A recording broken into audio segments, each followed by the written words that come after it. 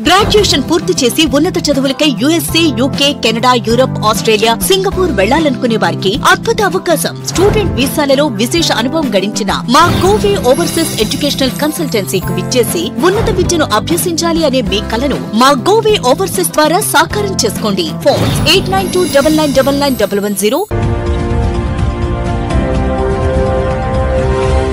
మన దర్శి వార్తలు ప్రేక్షకులకు నమస్కారం.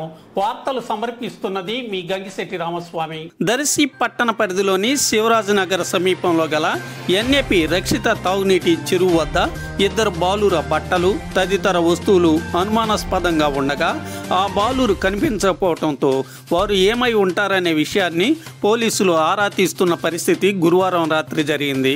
దర్శి మండలం లంకోజనపల్లి పరిధిలోని లూద్గిరి కాలనీకి చెందిన 16 ఏళ్ల బాలుడు అతని స్నేహితుడు ఇరువురు ఎన్ఏపి చెరువు వద్దకు వచ్చి ఆ తర్వాత నుంచి వారి ఆచూకీ తెలియకపోవడంతో ఈతకు దిగి గల్లంతైనారా లేక ఎటువైపు అయినా వెళ్ళిపోయారా అనే విషయంపై ఈ సమాచారం తెలిసిన పోలీసులు నిజమైన సమాచారం తెలుసుకునే ప్రయత్నాలు చేస్తున్నట్లు తెలుస్తుంది.